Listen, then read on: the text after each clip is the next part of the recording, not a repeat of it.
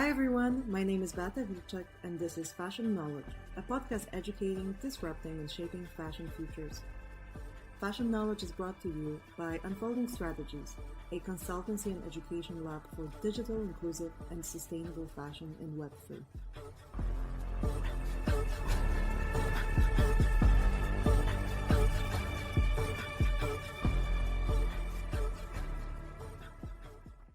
Welcome to today's episode of Fashion Knowledge. Our guest today is Maya Man, a LA-based artist with a focus on contemporary internet cultures and identity, working across different mediums, including websites, code, and social media posts. Her works have been internationally exhibited all over US and lately also in Tokyo and London. Maya, welcome to the show. Hi, thank you for having me. Thank you for being here. I've been following your work for some time, and I'm very excited to see how you're merging different mediums, different topics, different aesthetics together. It really makes me think about art this particular moment in art that I was very passionate about around 10 years ago, which was post-internet art. I was also into digital art before, so I'm very excited to see also how you merge it and reflect, on social media, fashion, culture in general.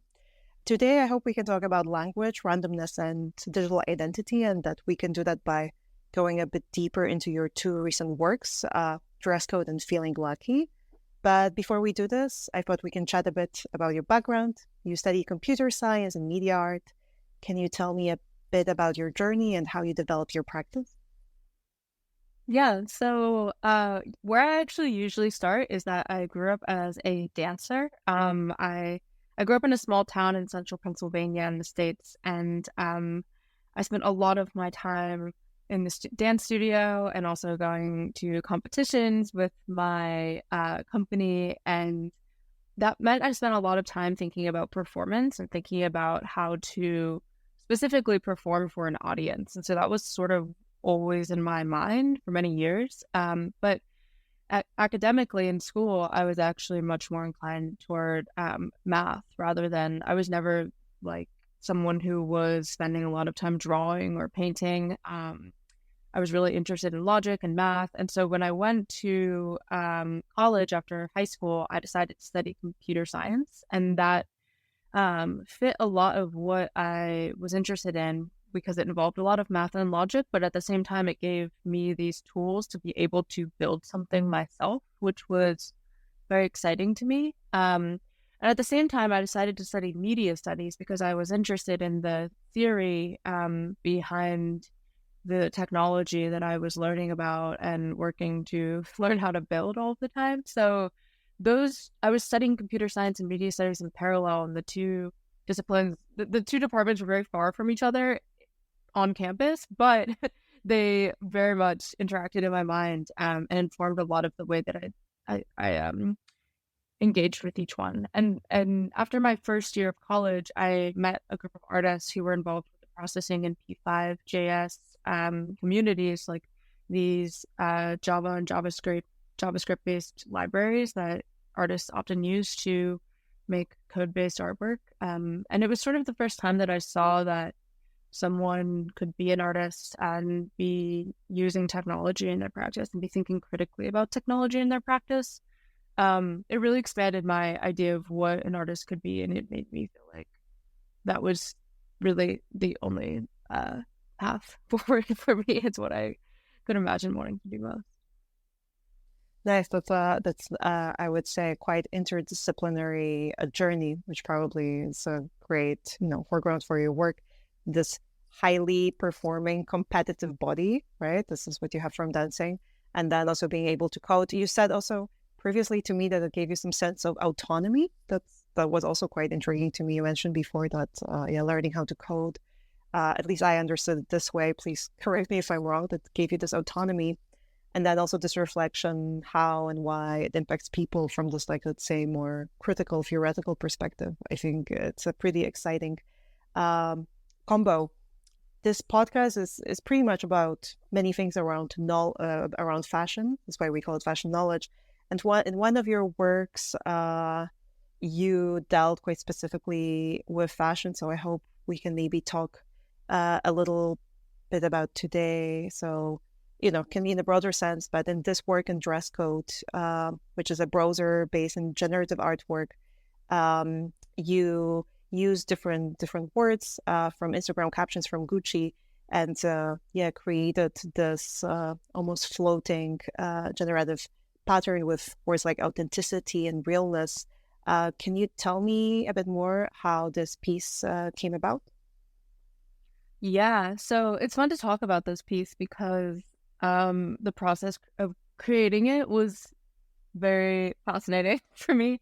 So this was for an auction that was hosted as a collaboration between Gucci and Christie's, and I wanted to make a piece for it that engaged with the sort of metadata that Gucci put out around their products through social media. And I wanted it to be I make a lot of websites as art objects, so dress code is that. It's live at the URL dresscode.rodeo. And I started just by looking at Gucci's Instagram to start to really get inside of the world that they put out online. And I became extremely obsessed with the specific adjectives that Gucci often used to describe the products that they were showing in the Instagram captions. So I started scrolling all the way back through Gucci's Instagram posts. I went, from today all the way back to like 2013, maybe even a little bit earlier. And I would read every caption and then copy and paste the adjectives that they used and put those into my code-based library that eventually then was used to create this generative patchwork piece, dress code.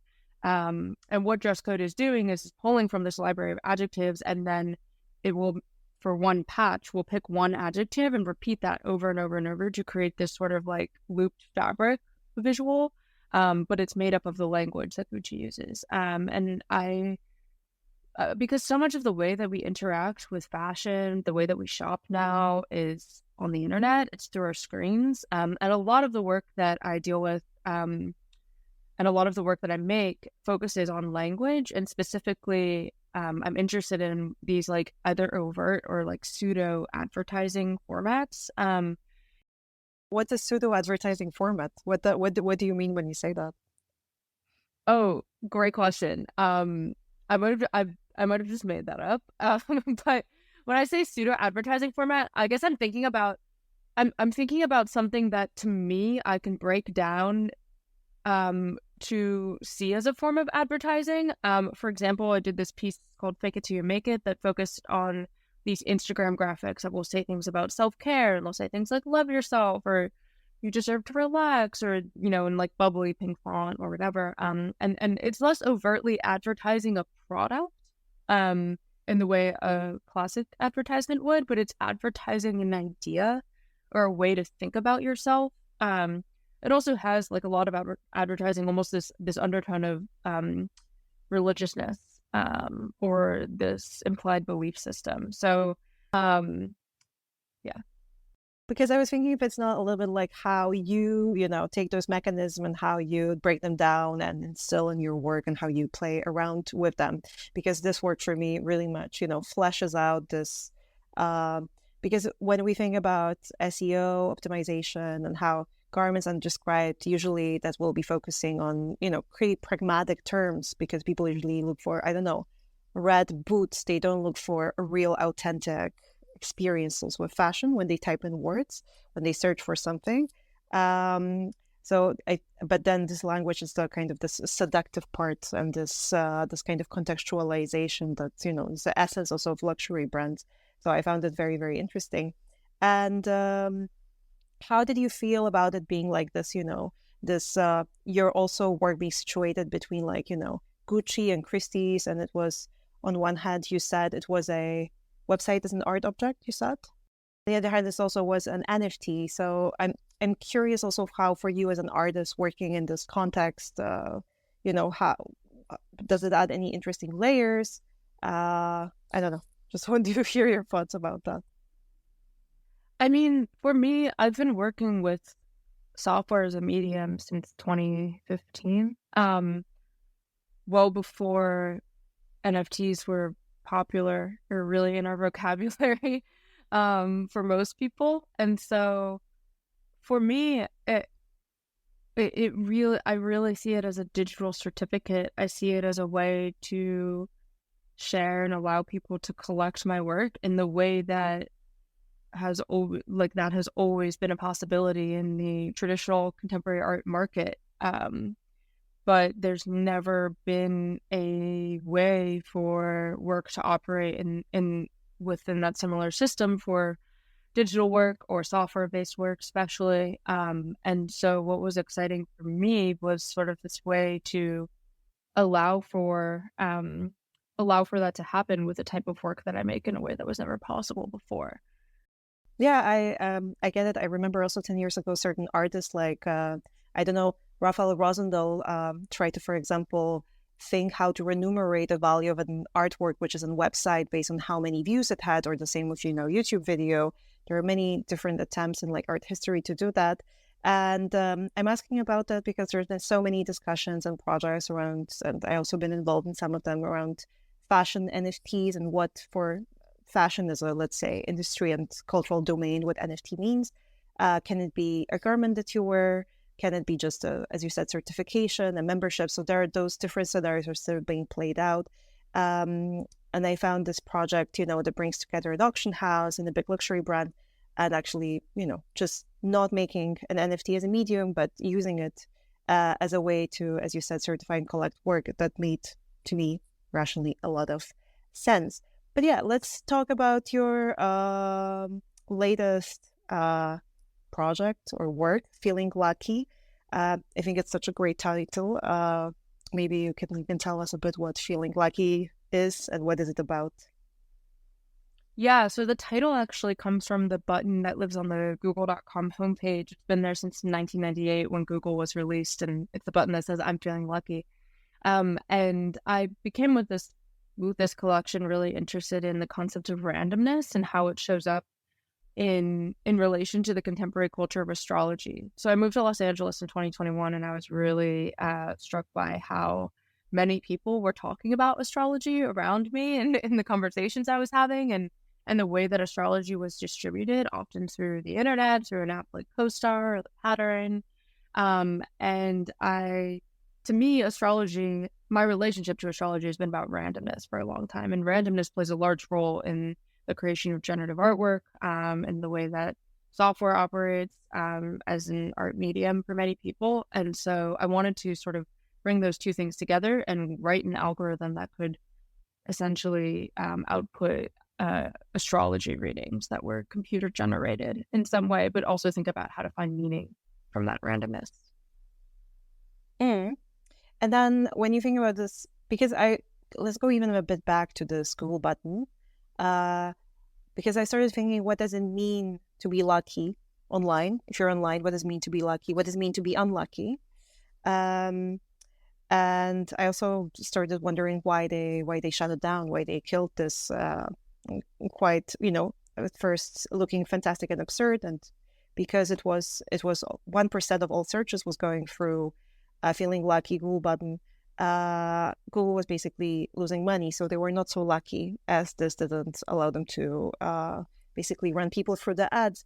And with all this kind of randomness, I was thinking that actually this Feeling Lucky button was anti-randomness. It was redirecting you without ads so it was like a shortcut, no ads, straight to the point. You were redirected, and I was thinking, was it, is there really place for randomness in code? Is there a lot of place for, is it really randomness, or is it, just a set of different factors that are entangled together? I don't know how do you approach that? Yeah, I mean, it's a big question, because the idea of randomness, many people would argue, it's actually impossible for it to exist in the sort of colloquial theoretical sense that we refer to it. But when I think about randomness online, these sort of chance encounters and the narrative of the I'm feeling lucky button, I mean, being online has now become so much about being trapped in these ecosystems. And what the I'm feeling lucky button represented to me earlier on was about go visiting a specific website, being sort of this portal to a specific place online that the search engine was taking you to. And now that experience has been really replaced by using the algorithm that exists on TikTok or that exists on Instagram to sort of show you what it thinks that you want to see based on what it knows about you through how you interact with it already through many hours and minutes of screen time. So the time online feels much less, my time online feels much less random than it did in the earlier days, and much more predetermined by the algorithms that have learned what I want to see when I'm spending time on these platforms. Well, or they want you to think that this is what you want to see. That's also another yeah. And let's not, let's give them some agency that they have in making us think that manufactured desire. Exactly, manufactured desire. That's a good one. When I was also thinking, I think last week about us recording this podcast, there was this I saw some like interview with some, let me use the phrase, with some tech bros, and one of them that said that everything can be predicted. It's just a matter of enough data. And I was thinking, this is I don't know, isn't your work a little bit almost like the opposite of that? Because you would assume that you can predict everything. Yeah, I mean, so much of these collections, like whether we're talking about dress code, the piece that we were discussing earlier, I'm feeling lucky, revolve around this level of randomness that I intentionally seed into the piece. So even as the artist, I can't tell you exactly what's going to come out. But it is all, there are many boundaries that I've set up. It's all happening within a system that's determined by myself. But that question really gets into the idea of simulation, free will. Is that something that I think it comes down to an individual belief system on how you want to view the world and your own agency. And so I think I've been grappling a lot. It was in the work that I put out. I grapple a lot with this lack of agency that I feel on the internet today. And part of being able to use software as my preferred artistic medium is that it gives me agency to build things on top of the system that constantly makes me feel like I have none. So I do find a comfort in that. Yeah, that's good. That sounds very good. Coming back a little bit to I still want to, so I guess this is for you probably being lucky that you can build upon the system and kind of expand and test this limitation, or see how it can be used otherwise. Because I was even thinking about what is luck. My background is in psychology, so usually there's this one theory, probably from 50s, explaining that people who are who think they're lucky, they have this very external locus of control, and then there are people who they don't believe they're lucky. They just worked hard, or they kind of believe that everything comes from their actions and they have this impact on things. And I was thinking, as everything becomes more digitized, I was thinking also how different societies are gonna either they're gonna become more lucky, they will believe more, or unlucky, they believe more in those external factors, that something happened beyond them, or actually are going to rely on their own actions. And I also looked up the definition of luck. It's the force that causes things, especially good things. And so using the search engine, actually it is working with a certain force that gives you answers to potential questions, or even with ChatGPT, we can really see that. So it can really be interpreted as the force that makes something happen. I wanted to ask you what to you is when are you feeling lucky? When do you feel luck on or unluck when you work in like digital realm? What to you is lucky? Yeah. So much of what I've been feeling Yeah, so much of what I've been feeling recently is that I have the power to decide if I feel lucky about something, and it's changed a lot from when I was younger. And when I was younger, I think I was more cynical, that I was very anti-organized religion and anti-finding meaning in life in any way that I couldn't justify, I guess. But what's really changed and came up a lot for me when I was working on that I'm feeling lucky piece is that there's something very beautiful to me about finding meaning in randomness and allowing myself to feel lucky. Um, when my computer outputs something that, a sentence that sounds actually relevant to me and I find comforting, I know it's my computer. I programmed the computer to do that, but allowing myself to imagine that it is a sign of luck or let it comfort me in some way has been really relieving, actually. And I found the same thing with numbers. Like I have certain numbers that I like 26 or 47 that I feel very attached to. And now when I encounter them in the world, I let myself feel lucky. As I let myself see it as a sign of luck rather than sort of justifying it away. By talking it up to randomness or whatever. And so I think my perspective on luck has shifted a lot in that way. And I'm very fascinated by the way that luck operates on the internet, especially within the sort of subculture of like subliminals and manifesting and this idea, this trend that was popular, maybe especially like I don't know, a year or so ago, like lucky girl syndrome. There's a very heavy femininity to it in the way that I at least experience it online. This idea of consuming content in a way or posting in a way that is supposed to bring you more luck. And I think it's this desire for agency in a way, in the way that you interact with the internet, just in your life in general. And so, yeah, as I've gotten older, I've definitely been more excited about sort of letting myself feel lucky, allowing it to happen. Right. Amazing. And what are you working on now? What are your upcoming projects?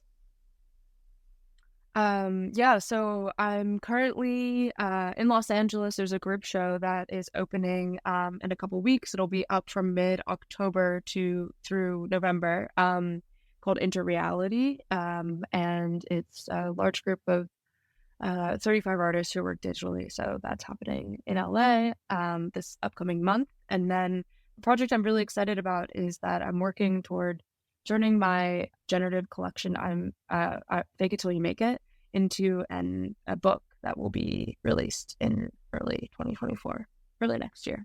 So I'm excited for people to have a physical object that they can view the collection through. Yeah, that's always very fascinating to transfer something that was only, desktop web-based, then to make it tangible in a physical object. That's really cool. I'm looking really forward to seeing your book. And one last thing, if you could give, I don't know, anyone who is interested in your work and wants to understand a bit more about this, if you could like recommend something, a book or I don't know, a movie that inspires you, what would it be? Oh, wow. Um, I I bring this up a lot, but for me, Irving Goffman's The Presentation of Self in Everyday Life was extremely influential in the way that I think about the internet. It's this dramaturgical, so like theater oriented theory of socializing that resonates a lot with me about socializing in physical space, but especially with the way that we socialize online today. And as someone who has this sort of inherent feeling of performance often moving through life, I found it very comforting. So I would say that. Great. Great. Then Erling Goffman it is. Thank you so much, Maria.